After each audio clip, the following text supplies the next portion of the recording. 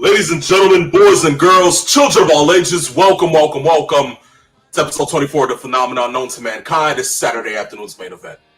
If you do not know who I am after 24 episodes, whether you are dumb, stupid, blind, or just plain irrelevant, I suggest you go back to school, go into your local library, get the biggest dictionary you can find, preferably Merriam-Webster, and look me up under the word phenomenal. Ladies and gentlemen, it is I, the phenomenal, and here on Saturday afternoon's main event, I'm not joined alone because, of course, I have my co-host, my brother from another mother and dimension, the one and only limousine riding, jet flying, kiss stealing, wheeling dealing son of a gun who is not having a hard time holding his alligators down. So, ladies and gentlemen, boys and girls, children of all ages, give me 2 claps and a peep snatch.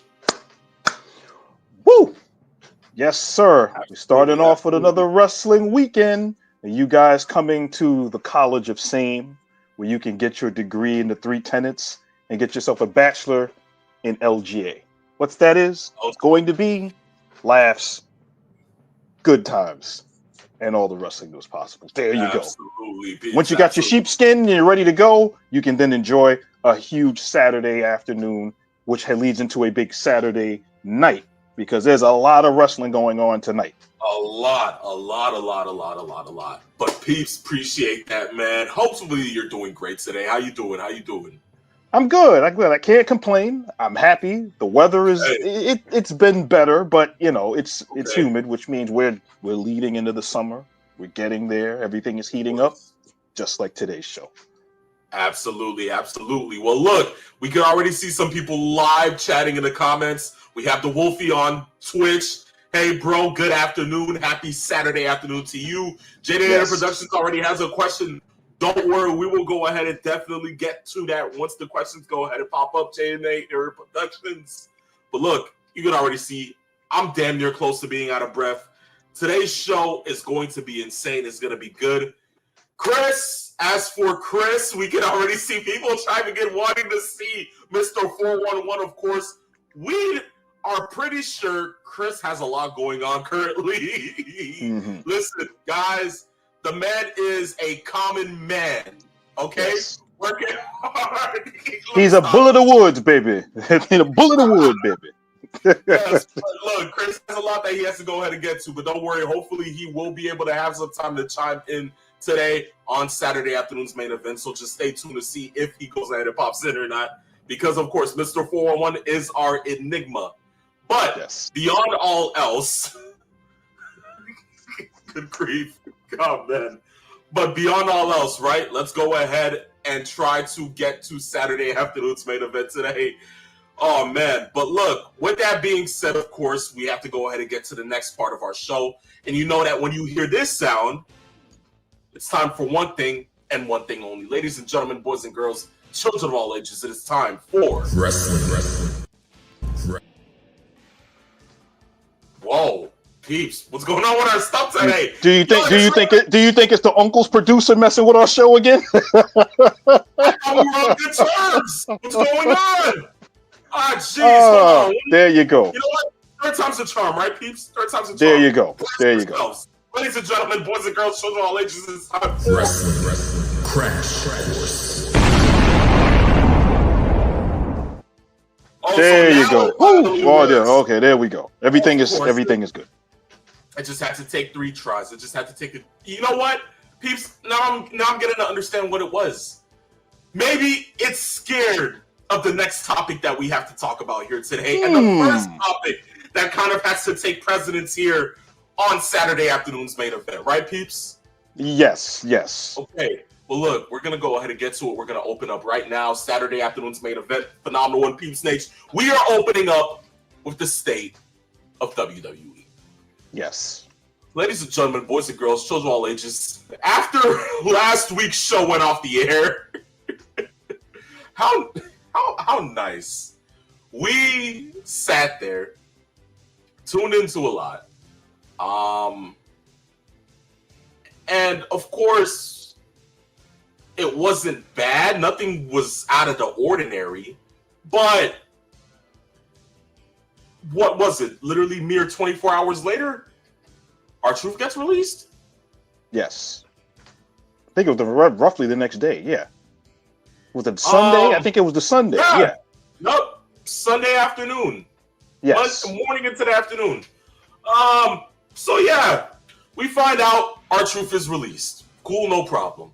Mere 12 hours later, Carlito's not getting his contract renewed either by the WWE. So he's hitting the sack too. Okay, that's something. You then have wrestlers who are now coming out of the woodwork saying, well, damn, if R-Truth isn't secure, we're not secure. You would think that some of them had the contract of the Uncle Triple C with it being ironclad. But, yeah, it turns out it isn't. The fact of the matter is that those guys are gone. Did it spark a lot within the wrestling community? Indeed it did. Because Carlito is on Raw, being shown on Raw, damn near every single segment. Why? Because he's the comedic factor to the top draw on Raw behind Jey Uso. What is that? The Judgment Day. Okay, makes sense. But then you go ahead and you do it to R-Truth. You have R-Truth hitting the can when literally you had him go against John Cena in a match on Saturday night's main event, which I may add, peeps, was certainly entertaining to the comment core amount of fans. Yes, it was. Okay, but R-Truth, Ron Killings, K-Quick, right? Yes. They do this to K-Quick. Yes. How can you do this to K-Quick? That struck a chord with me. But not only did it strike a chord with me, it struck one with The Miz. Which now turns out his contract's going to be up towards the end of the year, and he's not looking or not even wanting to re-sign with the company. He literally removed anything WWE within his bio merely hours after R-Truth gave word that he wasn't going back with WWE. So he's made it known that he's pissed off about this. I know certain other wrestlers are pissed off about this. Rhea Ripley shows up to Raw with an R-Truth t-shirt during her segment with who? I believe it was Vaquer. What? She didn't have the shirt on? Then literally what? The next day we have to find out that TKO told everybody in the locker room, don't wear an R-Truth shirt? They can't show solidarity for a locker room friend? Really? Yes. Huh. Wow. How insane. How crazy is that? And he's still with the company, by the way. His contract isn't up. So what? Now it's against common law in the wrestling, in wrestling to not do it? But you further dig deeper, right, peeps? Then you find out tables are now getting Slim Jim logos on it. Snap into a table? What type? You know what? That's the least of my worries, okay? Now within all the other senses of what? Ads on ring canvases, ads on tables. We're hearing that there's a good chance there's going to start being ads on people's t-shirts. What is this? TKO has really turned the WWE into a much more entertaining version of the UFC. What is this, a soap opera? As much professional wrestling was this, I don't see ABC putting ads on Sonny Corinthos. Pretty soon we're gonna start. We're going to start to see Procter and Gamble ads. It's gonna happen sooner or later. We're gonna start to see Procter and Gamble stuff on there. But here's the thing, right, peeps? This is not even the craziest part. We've been hearing rumblings about Vince potentially wanting to buy back WWE. Okay, whatever, cool.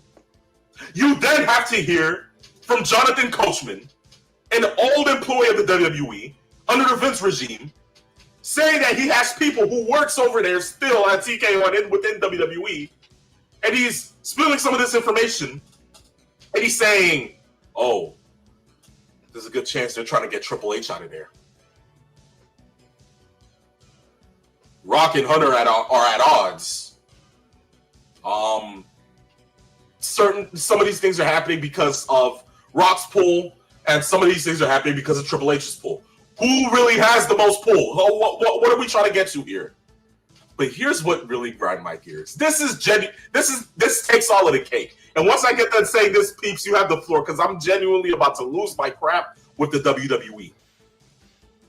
We get this last topic of WWE wanting to start reworking people's contracts. Yeah. How funny. You're gonna like this one, folks, if you haven't heard about it. Guys, it gets funnier. It gets funnier. Not only do they want to rework contracts, they want to rework the contracts of the individuals who carried this company. No. I know what you're thinking. You're probably sitting there like, oh, so they're trying to rework Cody's contract?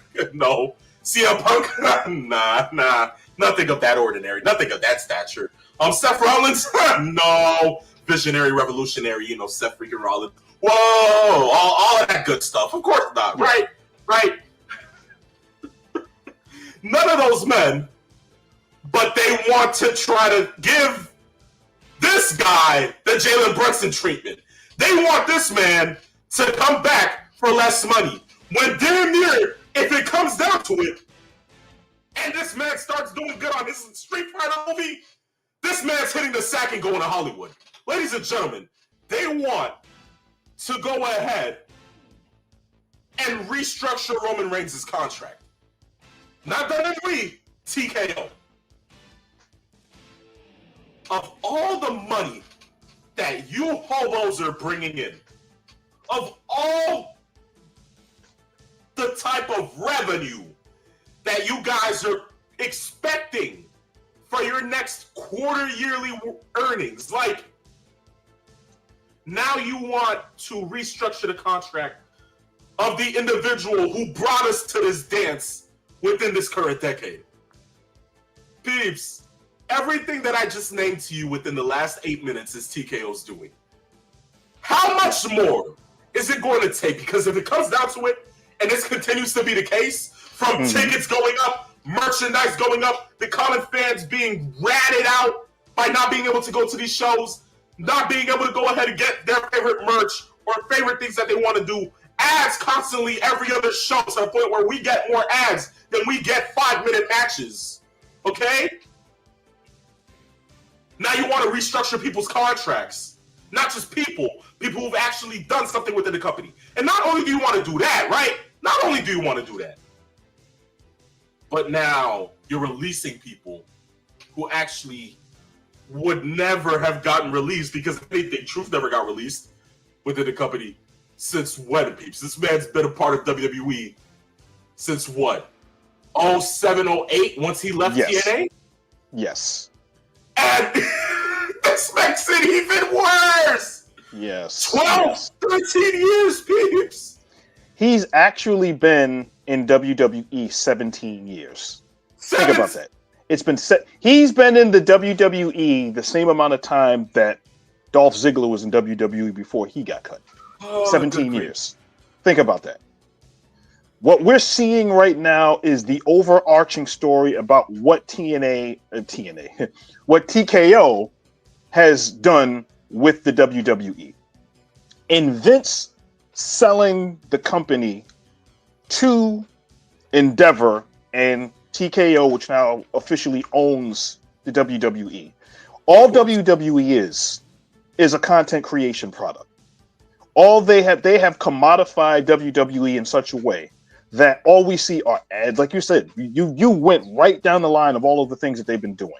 Ads all over the ring, ads around the LED boards, around the apron, around the canvas, around ringside, up and down the side of literally every place you go. They go to a commercial. Oh, somebody burped. That burp is sponsored by so-and-so. This is what we're getting to now. At this point, every little thing that the WWE can nickel and dime you for, they either have done or just have not figured out a way to do it consistently. They're working on it. When we found out and we reported and talked about on this show over the years, kind of this evolution of WWE in their thought process as far as what they hold important. The one thing, and I can't believe we've been bringing this up and we're saying this, the one thing that Vince McMahon made sure of was that his product was affordable and accessible to what has happened with the company and having the fans come in, having the fans show up and be able to say, well, I've got family members. Let's go ahead and bring the family out, family of 4. We'll get a couple of tickets. We'll sit down, buy some merchandise, watch the wrestling matches and enjoy the show, enjoy the experience. They've turned the experience into going to Vegas, honk, honk. And I did that on purpose, so you understand where I'm coming from. That's literally what going to WWE has become, is literally going to Vegas. They've turned the experience of a family entertainment product, and they've literally turned it into going to the Super Bowl for every event. Minor pay-per-views or premium live events have now become too expensive for a lot of people to go to. We see that there is a lot of scat going on in the front office, and I mean strife and chaos and angst and turmoil. We see a lot of that happening in the front office. We see a lot of wrestlers on the payroll that don't like the direction that the WWE is going with their pricing structure, with how they seem to be treating fans and treating their product. But we also saw this coming because they are running the WWE like the UFC. Stars in the front row that have usually nothing to do with the product. They're just some random celebrities sitting in the front row that just happen to be in the city, or maybe they have a show that they're promoting on Netflix. We're going to show them there. Here's so-and-so ice cream maker from whatever town, so-and-so place. And that's what they're going to do. The WWE right now is all about making money. They don't care if they don't sell out a stadium, because they can easily take some of the seats away and avert your eyes from certain areas of the arena and just upsell all the tickets. So then every week they're talking about, well, the tickets are great. We're making revenue, record kinds of revenue, hand over fist. Doesn't mean it's stopping anything. So that's the one aspect that I'm going to hit in this discussion in the state of WWE. Now let's talk about the other thing in the room as far as R-Truth and Carlito and others and their contracts. It is without question among the most hypocritical things you can do.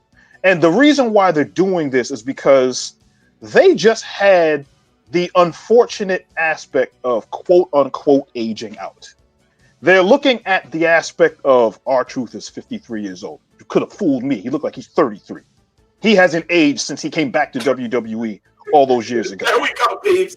If you are looking at age in the sense of these guys should retire or these guys should do something else or whatever, look at the merchandise sales.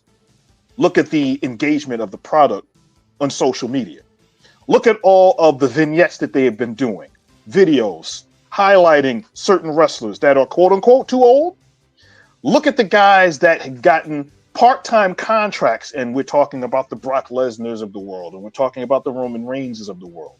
But given that, what is the output? What is the return on investment for giving them that kind of money? You have Roman Reigns having probably the single greatest 4 or 5 year stretch any wrestler has had in the WWE in the last 40 years. And this is even going back to the Austin days or the Hogan days or the Bret Hart days, or those days when you had legitimate options of wrestlers that were carrying the company on their back as the face of a company. And they're going with the excuse of we don't need these guys. This guy is making too much money. Oh, this guy is too old. That's pretty much what it is. Certain wrestlers are making too much money for the age that they have. And when you have spots on the roster that they want to change and add, they want to add younger talent, guys from NXT, guys from the independents. They have the LFG show that they are using as a recruiting tactic to bring in even more young talent that they can then push. So that's where they're going on that aspect. So that's that part. The last aspect that I'm going to hit is going to go part and parcel with what Jonathan Coachman is basically saying. We have to look at it from this standpoint. We know Coachman, who has always been very good at his job. I've seen his some of his podcasts that he's done. I think, as far as I'm concerned, he's probably the only reason why anybody watches that podcast between him and Vince Russo, because we know Vince Russo is just angry and bitter at the entire world. So Coachman says something, I will listen to it. At the same time, we don't necessarily know all of the machinations that are going on behind the scenes. If he's reporting that there are people in the locker room or there are people that are in the higher ups that are hearing things, that know things about what's going on, okay. Do you see, I'll ask you this question. What do you think Triple H is doing in the 3 or 4 years that he's been running creative and booking, since he moved on from NXT to being head of creative and talent in WWE? Where do you think he is right now? Because let's really be honest, that honeymoon period with Triple H, I believe, is over as far as what the fans go. So now this is where the substance comes in. What do you think? Peeps, seriously, as much as it kind of irritates me that it's gone to this point, what we are at now within the WWE as it pertains to Triple H, we are at that place where he was told to do something and he did it. And that was stick to what? Being a COO, chief or CCO, chief content officer. Now it's strictly running creative. Now it's strictly behind the talent. And that is what they're leaving him to do. Yes. Whatever input that he carried from Pat Patterson, that he carried from Bruce Pritchard, that he carried from Vince McMahon, or any other person like P.S. Michael Hayes, who sat there in Gorilla for literally years and years and decades and literally fed him any kind of business. Now, those sets of ideas that he had gotten from those individuals are now passe to TKO. They are not going to be using them. They're not going to be out here going ahead and implementing any of his ideas when it comes to the business, because they feel as if their business model is working. For them, whatever their business model consists of when it pertains to high gates, high sales and merchandise, or any kind of tickets, that's what they care about. Yes. Now, no longer is WWE about family-oriented product. It's past. It's gone. Nothing of that matters anymore. Get over it. Deal with it. I'm telling you this, and it hurts for me to say this, because I genuinely never thought I would see the day that WWE got to this point. But guess what? We're here. Okay? It's getting run like the UFC. It's never going to be anything different. Get used to it. Yes. At this point, peeps, even during his announcement for Money in the Bank next year in Louisiana, you can tell that version of Triple H and the version of Triple H who was sitting down to announce WrestleMania in 3 different locations during the pandemic are 2 different versions of Triple H now. I think we both can say that, right? So it's done. Peeps, it's done. Whatever the Triple H regime was, it's done. Guys, this is the transmogrification of what the WWE has become. Peeps, In my words, WWE was for the brotherhood. Okay, now WWE is gentrified. Okay, it's done. It's done. It's done. Leave it be. It's over with. Gone. Zero. Zilch. Nada. Okay, it's done. What was that one thing that Paul Heyman used to say while he was in the Alliance? Death to Vince McMahon and death to WWE. Peace. It's done. It's done. Yeah. R.I.P. pal. Rest in peace. Okay, like it's done. I'm sorry. The WWE. That's what it's got. Yes, it's the WWE that we all loved and watched and enjoy has become. They've lost a lot of points with the fans, and that honeymoon period where Triple H could do no wrong, even if he made a bad booking decision, or if he decided to come across and do something that nobody really thought made any sense. There are certain things that we always say, you know what, he has an eye for certain long-term booking and certain things. We can also see that he's butting heads with people above him on some level, and the compromise is where he comes from now. I think if he's staying there, because from what Coachman had said, he thinks that from his sources that Triple H is probably done in about 18 months. Do I think that's going to happen? No, I don't see that happening at all. But at the same time, to think that it's going to be an easy route between now and whenever, of course not. He has to steer the ship based on what Vince McMahon left him. And he's doing as good as he can. But then, of course, we have those hiccups within his booking that are mystifying, like how the John Cena thing was handled, what they are doing or not doing with Karrion Kross, things like that. You know, I mean, that's the minutia of things. Yes, just a small amount of things. Yeah, they're not offering him. What do you want? Like, peeps, what are we doing here? You know, it gets to a point. Genuinely gets to a point. Yeah, to a point. And I think that's where they're headed right now. So I think you have to let's not overreact with certain things, but also at the same time call them on the carpet. The same energy that we give AEW when they do something good, or the same thing that we do something bad, is the same energy that we gave WWE when we first started this show, and we were burying WWE every week. The one thing about us is that we've got smoke for anybody as far as those companies that are doing the fans wrong and are resting on their laurels. Exactly right, peeps. But look, that being said, we'll move away from the state of WWE. They already pissed me off too many times, especially this week. I don't want to go ahead and have too many I digresses, and we have a show to do, ladies and gentlemen.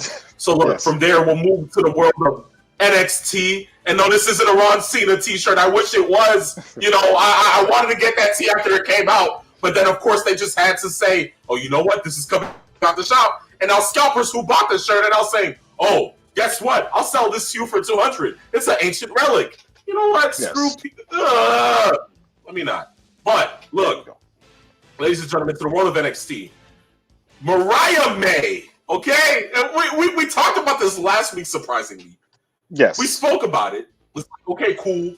You know, Peach was thinking TNA maybe, and then she can head over to the main roster. You know, I was thinking NXT. We were just thinking, okay, cool. Sooner or later, she's gonna pop up. When we said sooner or later, we weren't thinking exactly 4 days later. Yes. So, Mariah May, NXT. Peeps, how we feeling? I like the fact that they gave her the Ricky Saints treatment, in the sense that she announced, you know who I am. Almost like Scott Hall. You already know who I am. And you want to know why I'm here. The only thing she didn't do is pull out a toothpick and throw it right at the camera. See, this is the difference. This is the difference in how you reveal somebody who has a big name. And this was a bugaboo of mine from last week. We talked about this in our text thread about how AEW brought in Tekla from Stardom, and she interfered in Jamie Hayter's match last week, where the majority of people that don't watch Stardom have no idea who she is, but obviously we watch a lot of this stuff, so we know who she is. Tekla debuted crickets. She made her proper debut this Wednesday and had a match, and they gave her the treatment that she deserved to have as Tekla. Mariah May showed up without even saying her name, and the place lost their minds. And that's the fundamental difference in having somebody that has that kind of reach and how you bring them along. Now, obviously, Mariah May is going to have a completely different name because they have to trademark it and do what they normally do. So I guess I understand that. I don't know. But going forward, that's how you make a debut. And everybody that was in the ring gave her the attention. They gave her the spotlight. They gave her what she needed to get herself over in that moment of the NXT women's roster. And as you've heard me say many times before, the NXT women's roster is the backbone of the WWE right now. Just like the women's roster in general is the backbone of WWE, which is the reason why they're getting, which is getting a pay-per-view or a premium live event for the women as they're going to be running back Evolution Part 2. I should, you know what? I should have thrown that in. I should have thrown that in the state of WWE, and there's a reason behind that. The counter programming is something that I completely forgot to bring up. They're going to put Saturday night's main event and Evolution the same weekend as All In. That smacks of a Vince McMahon move. Wow, that's crazy. What have we gotten to, peeps? What have we gotten to? Yes, I had to bring that up. Yes. I know, peeps. It pisses us all off. But funny enough that you're talking about All In, because, ladies and gentlemen, as we move from Mariah May and NXT, Kaz Okada, Kenny Omega, winner take all in Texas. Peeps! We told them so, right? I mean, we knew this was going to happen. It's not like we're sitting here like, oh no, like, what? Like, we've been calling this for months. Thank God they finally announced it. Yes, now, we've been talking about this since about like Thanksgiving. When they teased that when Omega had first came back from his injury, they kind of teased that that's where they were going. I was like, this is going to happen next year. It's not going to happen immediately. That's what they're doing. Yeah. Exactly. But now, peeps, here's the thing. You would think that now this is going to go ahead and cause, a rupture in tickets. People are going to go ahead and start buying because, of course, we know the history of these two men. We know how their past matches have gone. We know what this looks like for AEW and the optics that would be heading into All In Texas at Globe Life Field.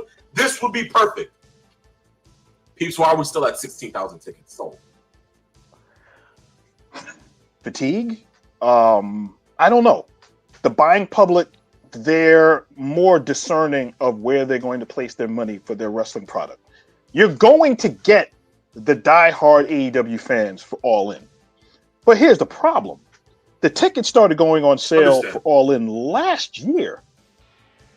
For the two shows in London, they had, even though it's a much bigger stadium that they went to, they did over 70,000 the first All In London. And then last year they did over 50,000 or 60,000, somewhere in that neighborhood.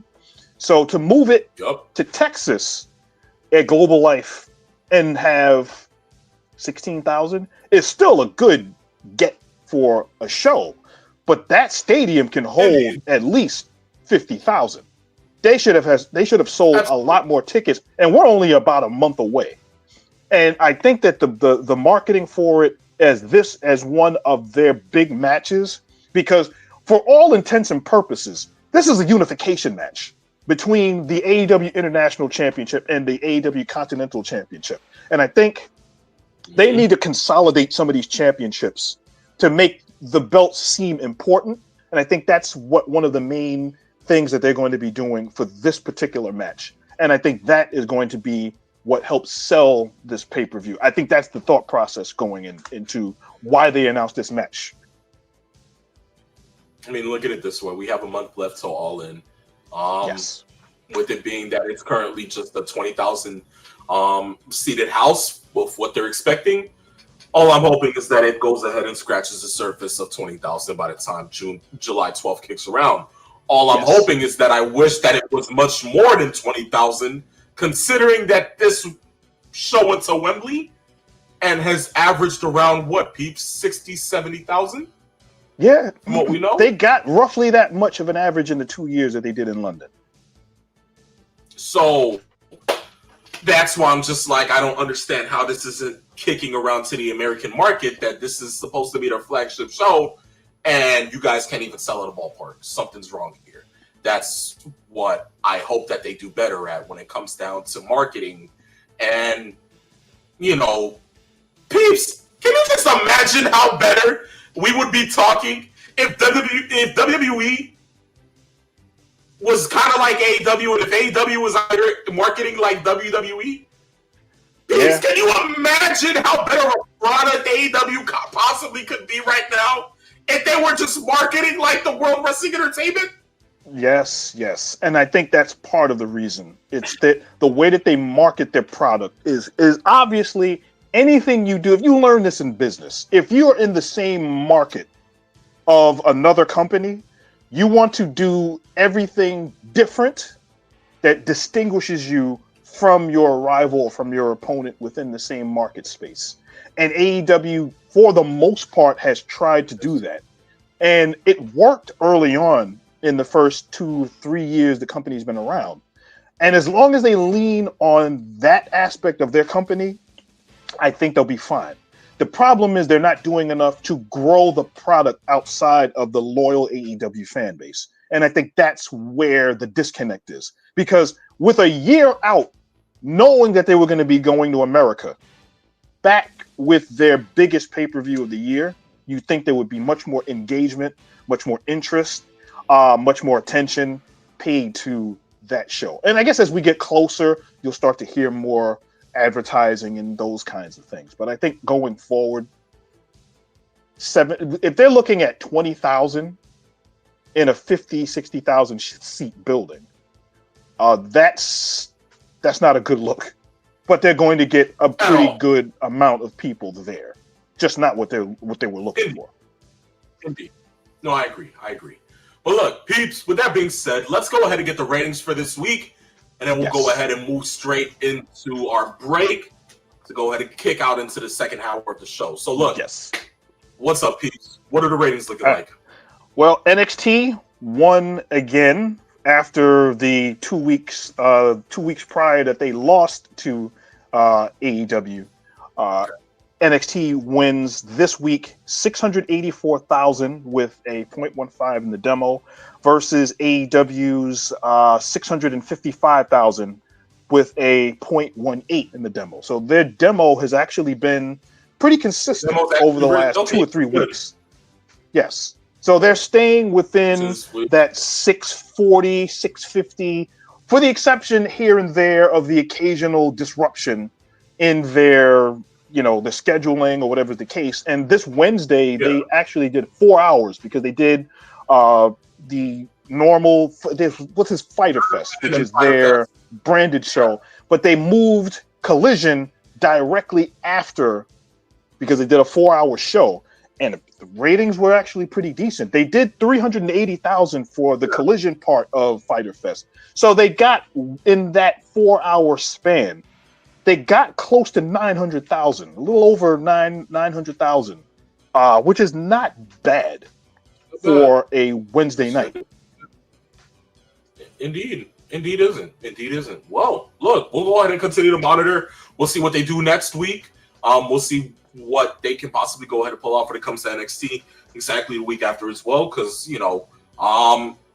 within the sense that now Mariah May is now going to be on television, we know that we're possibly going to be seeing her next week. We don't know what the rise can currently be towards that. We don't know what the rise can currently be when it comes to AEW. So once more, we're going to go ahead and continue to monitor ratings and everything like that. I'm curious as to what 4 hours less than 15 minutes of women on. Indeed. But what? Mariah March, Mariah Carey, for Monroe. God's sakes. Make her like a Marilyn Monroe type and call her Mariah Monroe. As long as she's not doing the Tony Storm stuff. You know, that's her. That's her. Yeah, because at this point, the copyright infringement, indeed. There you go. But that being said, this marks the end of the first half of Same, ladies and gentlemen. When we come back, we will go ahead and get into our questions, and then of course, the final topic for today's show, our predictions for later tonight's Money in the Bank pay-per-view. And I got a prediction. I got a prediction for you during Money in the Bank. So stay tuned with that one. And I already know where he's going for this, guys. So just, damn. This is going to be great. But ladies and gentlemen, boys and girls, children of all ages, stay tuned. Do not go anywhere. The second half of Same is coming up next.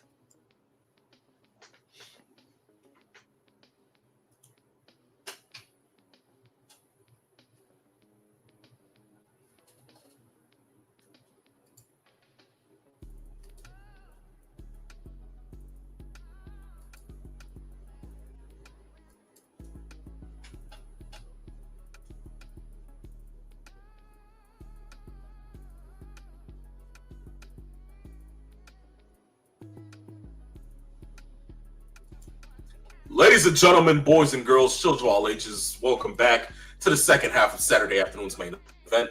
Of course, it is a phenomenal one. Alongside me is my co-host, the Peeps Nate. We're here to give you laughs, good time, all the wrestling news possible. So look, ladies and gentlemen, boys and girls, children of all ages, welcome back to the second half. We're going to go ahead and get into our part of the show with the questions. Of course, this is our favorite part of the show. You guys want to go ahead and be a part of it. All you got to do is one thing only. DM us on Instagram at Saturday Afternoons _main event. Send in a question, and in the words of the wrestling guy, WWE Hall of Famer JBL, I guarantee he'll be on the next episode of the show. What me going ahead and paying notice to JBL? Speaking of JBL, we see Corey Richmond has a question here. He says, thoughts on World's End? Peeps. Aside from the fact that El Hijo de Vikingo, okay, peeps, we went from seeing Vikingo, okay, Vikingo Jr. on AEW television, right? Facing Kenny Omega. And now this man's about to be out here wrestling Chad Gable literally tonight for the AAA World title. Yes. Peeps, what happened, right? Yes. How did we get here? It's crazy. This is what you say when you stepped into Bizarro World. When the company that had literally everything in front of it is now buying promotions and buying companies to bring that in there. So one of the great segments of professional wrestling is Lucha Libre. The fact that the WWE is going to be doing a kind of like a premium live event, but it's not premium. It's free. It's on YouTube. I believe it's going to be at 3 o'clock. I am going to be sitting there with pizza rolls and iced tea, raring to go. I cannot wait. I know that's right. I cannot wait. That's right. And to see Chad Gable main eventing this show and potentially winning the AAA Mega World Championship, that's just icing on the cake. Wait. Yes. What? That ladies and gentlemen, that wasn't the prediction that he was talking about for Money in the Bank, but guys, Chad Gable, AAA World title. Oh, Lord. Could you imagine that? You know what? You know what would be funny? Because I was speaking on JBL and they're saying that he's supposed to be at Worlds Collide. Mm-hmm. Can you imagine a Zeb Coulter, Jack Swagger remake of The Real Americans? Wow, yeah. Costing Vikingo the title and being the manager to Chad Gable. Peace! And an advocate to El Grande Americano. Shush! Gracias! Let me stop. There you go. There you go. Stop. But, ladies and gentlemen, as we stretch from there, thanks, man, Corey. But look, we're gonna go ahead and get to this one. Master Sean 007. He says, "Greetings, gentlemen. I would like to know your thoughts on some of the most overused spots in wrestling. Some that come to mind include kicking out of a devastating move, no selling a devastating move, everyone gathered outside of the ring waited to be dived on.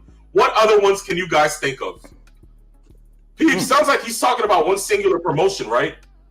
It could apply to others, but I have an idea which one this is coming from. Yes. He says it's really hard to suspend disbelief when you see this constantly. And now it really gives it away. Yeah. Jesus, There you Master go. Son. Yes. But- You want to take this one first? You take this one, peeps. Okay. One of the spots that really irks me is something that I used to love seeing because it was only restricted to seeing in Japan, which was the burning spirit spots, where somebody would, let's say they would get dumped on their head, or somebody would take a beating, or somebody would get busted open. And then you would normally see, like, for instance, somebody gets their head busted open, and then they see the blood on their forehead, and then they rage up and they kind of like hulk up, and then they get this surge of adrenaline and they start to go back and forth until they get tired. That's a spot that I used to love seeing. We see that way too often now. The spots also where people, they kick out of a move, then they get on their knees, and then they walk up to each other slowly, they get in each other's faces, and then they punch each other. Not punch, they'll forearm each other. Boo. Yay. Boo. Yay. And it does work in certain spots, but it is way overused. The spot that Master Sean 007 is talking about, where you see guys outside on the floor, and then somebody goes to the top rope. And if the camera is not set up on the person doing the diving, it kills the suspension of your belief system. And, oh, wow, this is going to actually happen. Those kinds of things. You know what? Peeps, best case scenario. I know you watched AEW this week. Yes. Let's talk about AR Fox, right? Yeah. Yes. Peeps. Now, once more, kicking out of devastating moves. How are you going to kill the believability of something like that? This man on the outside of the ring, right? Has somebody hooked in middle rope, goes ahead, jumps back in the ring as if he's about to go ahead and hit this person with a roll-up, but instead it was a perfectly delivered destroyer from the middle rope. Yes. How do you kick out of... I digress. First one. Yeah. Why? That's the first one. And most people would think the first one would have been for me. Nope, that came from the phenomenal one. So there you go. I think the other thing, and this is the reason why, for those that are of a younger age group that watch wrestling that may not know who I'm talking about, go on YouTube and watch Nick Bockwinkel. And there's a reason why I bring up Nick Bockwinkel, because when Nick Bockwinkel wrestles, he was without question one of the most technically sound wrestlers that the planet has ever seen. And he had more than one finishing maneuver. This is something that Mr. 411 usually always talks about how that every match now has to end with a wrestler's finishing move. The psychology of a finishing move, if you're going in it as a sport, is that I go ahead and my finishing move is a pile driver. You work your way, working on the neck, going headlocks, doing neck breakers, etc., to get to the point where if I use the pile driver, you should be done. If I can't get the pile driver off, or if I get the pile driver off and I don't pin you, let's say I positioned you wrong and you got to the ropes. Bockwinkel would not use that finishing move again the rest of the match. So what he would do, he finish using the pile driver, he'd go with the Indian Deathlock, he'd do the figure four, he'd use the sleeper hold. He would have a multitude of finishing moves that makes the most sense in the context of the match. And the thing that drives me nuts is that we have the spots, especially in tag matches where there's like a 6-man tag or 8-man tag that's going as the go-home show to a War Games or a WrestleMania, where every wrestler comes in the ring and they do their finishing move, and then somebody comes in and they do their finishing move, and then that person does their finishing move, and then by the time it's done, everybody's laid out, and the crowd claps and chants. That's overdone. That's one of the things that drives me insane, where you don't have that when you have the mentality of a Nick Bockwinkel doing something like that in a match for the show. Indeed. I agree, peeps. I agree. There you go. But look, from there, we're going to go ahead and move to J&A Air Productions. He says, I think it's real sad that WWE had to let go of their uncle, R-Truth. And who do you think has a better chance of winning Money in the Bank? El Grande or LA Knight? Will let that be answered in the predictions? Mm-hmm. Yes. He has a perfect prediction for that. He says, another question later for today. Which one is worse, the budget cuts in 2020 or the state of WWE that might get worse? Yo, the 2020 budget cuts were something, because I remember that day that me and Peeps could literally shot over that. We let loose on WWE for those budget cuts. But if I had to keep it above 50, I think it's the slow resounding death of what WWE was happening currently right now. I think that's what's worse. Because it's the thought that we thought that it was going to get better, and it didn't. And it just slowly started to decrease into something that was much more business personified, if you may say. When it comes down to it, here's the last question. Hot Rod 316 says, do you feel the OTC is losing his value with the fans since he has no bloodline and is a part-timer in the company? No. Did Austin lose his valve? Did Rock lose his valve towards his resigning at the end of the Attitude Era when he would just show up after Scorpion King reruns and all of that good stuff with the rundown and good grief. Let me stop. But I don't think that is the case. No. His value isn't going anywhere. I believe right now, first and foremost, anytime a lot of people talk, especially when Rollins talks, you start to hear OTC chants. When the wise man starts to talk, you hear OTC chants. And we're not talking over-the-counter medication either. They're chanting for their OTC, their original tribal chief. And if you give them a hint that Roman Reigns is going to be there, the place loses their mind. Now look, this is what makes it good. Because from there, we're going to go ahead and move into our predictions for tonight's Money in the Bank. Okay? We're not going to waste no time with this. We got 7 minutes left of the show. Yes. It's time, right? Now look. Yes. 4 matches on this card. We running through it. First, Lyra Valkyria, Becky Lynch, last chance match for the WWE Women's Intercontinental title. If Lynch loses, no longer challenge Valkyria for the title. And if Valkyria loses, she'll be forced to raise Lynch's hand and acknowledge Lynch as the better woman. But, peeps, when it comes down to this, I think we both know where this is going.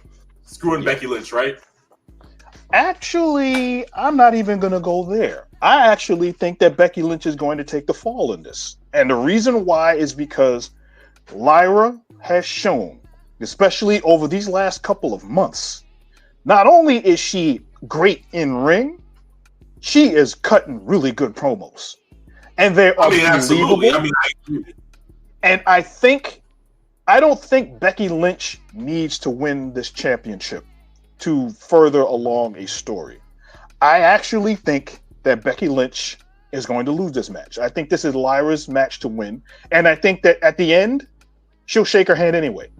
That's what I'm going. So I think this is going to be Lyra winning this match. Okay. So we're split on this one. Okay, cool. No problem. Okay. Yeah, you have Becky winning. Okay. Mm-hmm. Okay. Money in the Bank ladder match for a women's championship match contract, peeps. And when it comes to this women's Money in the Bank match, you have Rhea Ripley, you have Julia, you have Naomi, you have Roxanne, you have Alexa Bliss, and then, of course, you have Stephanie Vauquer, which I may add in the words of Booker T. Yeah. Let me stop. But, peace. When it comes down to it, I want you to pencil me in for a winner of this women's Money in the Bank match to be Naomi. Okay. Okay, that makes sense. It was genuinely hard. It was genuinely hard to, pick somebody out of this because the group of women that they have for this lineup this year is great. It's anybody's game to win this match, honestly. Yes. But this is a stellar match. Give me yes. Naomi. Okay. So I got you penciled in for Naomi. And if you think about it, I was actually going in thinking that it would be Roxanne Perez.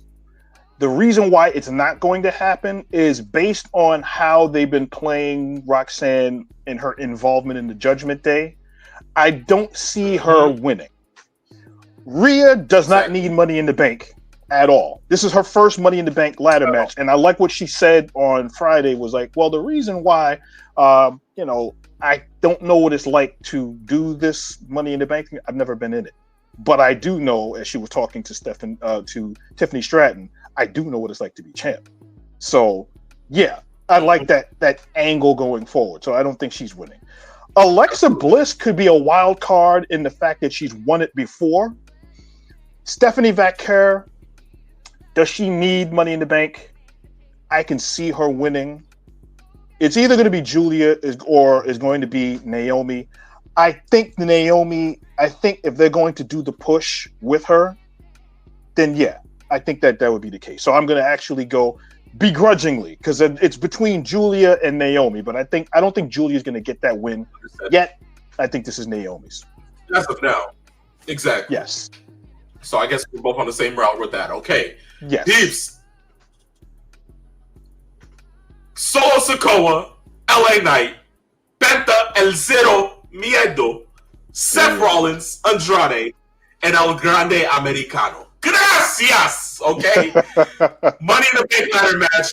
Who do you have? Because this was funny when I read this.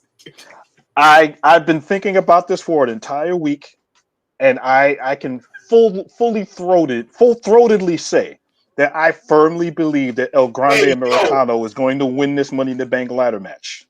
And the reason why is it makes sense. Based on the rumors that we've read, that Triple H really does not care for the Money in the Bank ladder match. He can then use it to develop storylines and plot lines that make the most sense. Seth Rollins, which everybody is thinking going in is going to be the guy that wins, maybe he does. Here's what I think is going to happen. I would not be surprised if we got an OTC show up during the show, which I was just to cost Seth Rollins, and having El Grande Americano win that Money in the Bank ladder match, and then if he loses that main event match at Worlds Collide, he can then cash that in against Vikingo and go after that championship a second time. First time is Chad Gable. The second time is El Grande Americano. And I really firmly believe that if they really want to shock people, that makes sense. I'm telling you right now, Penta doesn't need a championship as far as the Money in the Bank right now. Solo, we all know they have bankrupted all of Solo's aura. He is completely bankrupt right now, and the turmoil going on between him and JC Mateo and what they're doing with Jacob Fatu isn't going to happen. LA Knight, he's getting pushed. He's not going to win. Andrade, good wrestler, good in-ring talent, can do ladder matches.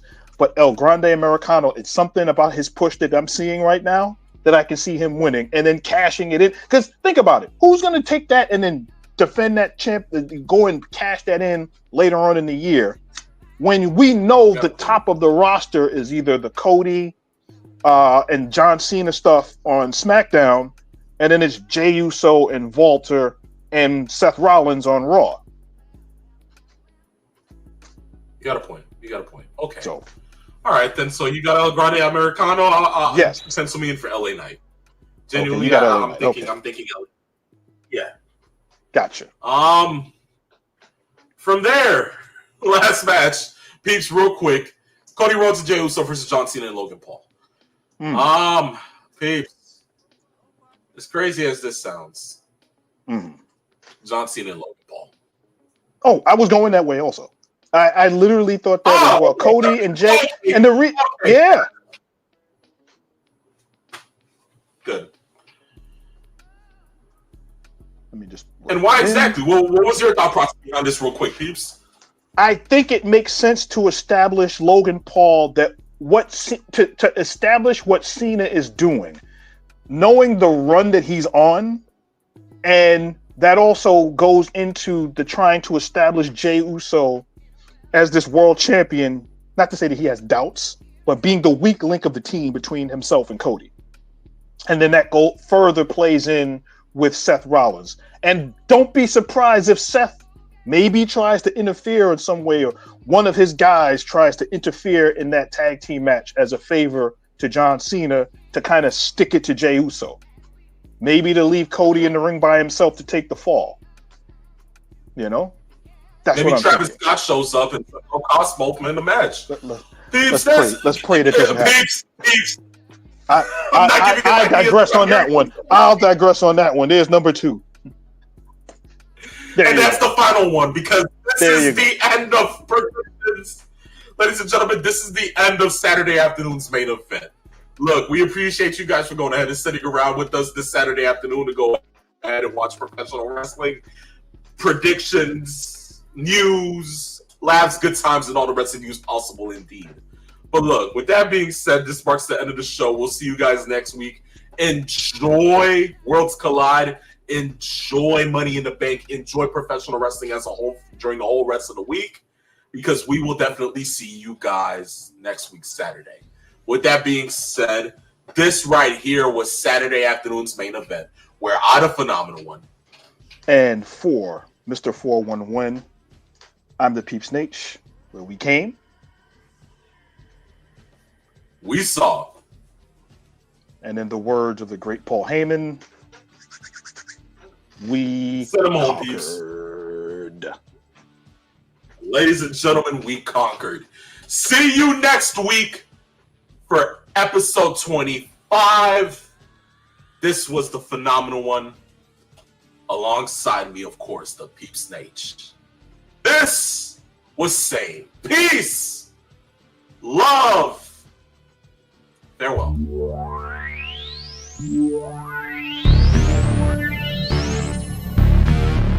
Extreme.